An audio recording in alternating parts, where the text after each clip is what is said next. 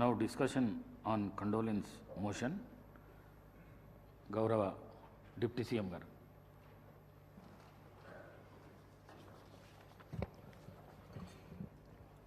అధ్యక్ష, మాజీ ప్రధానమంత్రి డాక్టర్ మన్మోహన్ సింగ్ గారి మృతి పట్ల ఈ సభ ప్రవేశపెట్టినటువంటి తీర్మానాన్ని, అట్లాగే వారికి సభలో సభ్యులందరూ కూడా ఏకగ్రీవంగా వారికి గుర్తింపుగా ఒక విగ్రహ ఆవిష్కరణ కార్యక్రమాన్ని చేపట్టాలని, భారతరత్న ఇవ్వాలని సభానాయకులు ముఖ్యమంత్రి గారు చెప్పినటువంటి అంశాన్ని సంపూర్ణంగా మద్దతిస్తూ వారి మృతి పట్ల తీవ్రమైనటువంటి విచారాన్ని వ్యక్తపరుస్తూ ఉన్నాను అధ్యక్ష. అట్లాగే శోకార్తులైన వారి కుటుంబ సభ్యులు కూడా నా ప్రగాఢమైనటువంటి సానుభూతిని తెలియజేస్తూ ఉన్నాను అధ్యక్ష. అధ్యక్ష, కొంతమంది ఈ భూమి మీదకి ఎలా వస్తారో అలా మాయం అవుతారు అధ్యక్ష. మరికొందరు తాము నడిచిన నేలంతా మానవతా పరిమళాలు వెదజల్లుతారు. ఇంకొందరు తమ అసాధారణ ప్రతిభతో తాము పుట్టిన దేశానికి వన్నె తెస్తారు. అటువంటి అరుదైన అసామాన్యమైన మహామనిషి డాక్టర్ మన్మోహన్ సింగ్ గారు. వారు ఈ దేశంలో చేపట్టినటువంటి అనేక పదవుల్లో ప్రతి పదవికి వన్నె తెస్తూ ఆ తీసుకున్న ప్రతి బాధ్యత నుంచి కూడా ఈ దేశాభివృద్ధి కోసం కఠినమైన నిర్ణయాలు తీసుకున్న సంగతి కూడా మనం అందరం ఈ సందర్భంగా గమనంలో తీసుకోవాల్సినటువంటి అవసరం ఉంది అధ్యక్ష.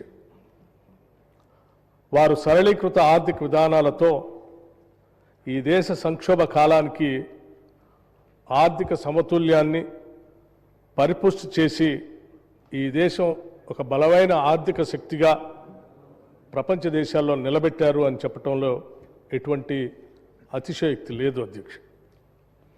గ్లోబలైజేషన్ కానీ, లిబరలైజేషన్ కానీ, లేకపోతే ఈ దేశానికి సంబంధించి గ్లోబల్ ట్రేడ్కి ఈ దేశ ద్వారాలు తెరిచి ప్రపంచంలో భారతదేశాన్ని గొప్పగా నిలబెట్టినటువంటి ఒక గొప్ప ఆనాటి ఆర్థిక శాఖ మంత్రులుగా, దేశ ప్రధానిగా వారు తీసుకున్న నిర్ణయాలన్నీ కూడా ఉపయోగపడుతున్నాయని చెప్పడంలో ఎటువంటి సందేహం లేదు అధ్యక్ష.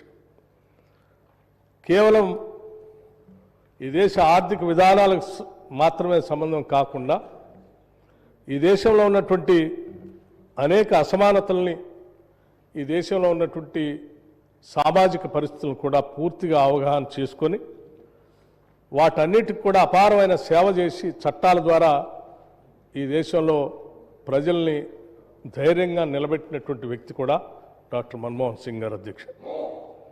దేశ సామాజిక రంగానికి వారు చేసినటువంటి సేవల్లో ఆనాడు యూపీఏ చైర్పర్సన్గా శ్రీమతి సోనియా గాంధీ గారి ఆధ్వర్యంలో దేశ ప్రధానిగా మన్మోహన్ సింగ్ గారు తీసుకున్నటువంటి కార్యక్రమాలు అనేక కుటుంబాలని దారిద్ర్యం నుండి బయటపడేయటమే కాకుండా పేద ప్రజల అభ్యున్నతి కోసం, సామాజిక రంగంలో భేదాభిక్కి ప్రజల సమున్నతి కోసం, వాళ్ళ హక్కుల కోసం అనేక చట్టాల రూపకల్పన చేసినటువంటి విషయాన్ని కూడా మనం అందరం గుర్తు చేసుకోవాల్సినటువంటి సందర్భం అధ్యక్ష. అందుకే ఆనాడు ఇప్పుడే సభానాయకులు చెప్పినట్టు వారు ఈ దేశంలో, ఈ దేశ పరిపాలనలో ఒక రకమైనటువంటి సమాచారాన్ని తీసుకోవాలంటే ఏ సామాన్యుడికి కూడా అందుబాటులో లేనటువంటి పరిస్థితుల్లో, ఎవరు ఊహించని రీతిలో సమాచార హక్కును 2005లో తీసుకొని వచ్చి ఒక సామాన్య పౌరుడు కూడా ఈ దేశంలో, భారతదేశంలో జరుగుతున్నటువంటి పాలనాపరమైనటువంటి విశేషాలు సంబంధించిన హక్కుని పొందేటువంటి విధంగా చట్టాన్ని తీసుకొని వచ్చారు అధ్యక్ష. అట్లాగే దేశంలో గ్రామీణ ప్రాంతాల్లో నివాసం ఉంటున్నటువంటి పేద ప్రజల అందరికీ కనీసం ఒక ఉపాధి అవకాశం దొరకాలనేటువంటి ఆలోచనతో తీసుకొచ్చినటువంటి మహాత్మా గాంధీ జాతీయ గ్రామీణ ఉపాధి హామీ పథకం కూడా ఈ దేశ గతినే మార్చేసిందని చెప్పడంలో కూడా ఎటువంటి సందేహం లేదు అధ్యక్ష.